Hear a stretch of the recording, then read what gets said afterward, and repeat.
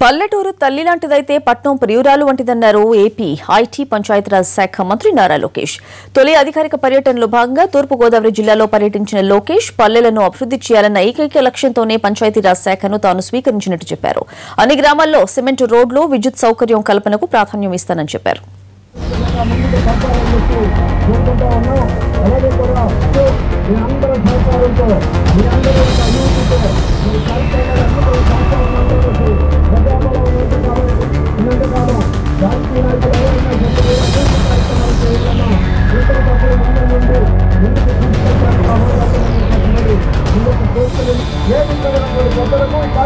English medium స్కూల్లో చదువుకున్నాండి.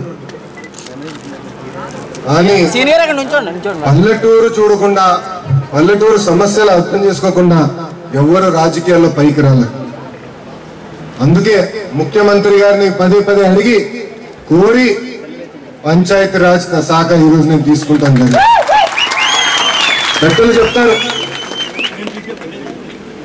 పల్లెటూరుకి సేవ చేస్తే దేవుడికి సేవ చేసినట్టు. అందుకే మీ ముందుకు వచ్చాను, ఏదో చేయాలని మీ ముందుకు వచ్చాను, ఎంతో చేయాలని ఒక ఆశతో మీ అందరి ముందుకు వస్తాను. జనం తెలుస్తాను. రాబోయే 2-3 సంవత్సరాల్లో ప్రతి పల్లెటూరు ఆనందంగా చేసే బాధ్యత ఈరోజు తెలుగుదేశం పార్టీ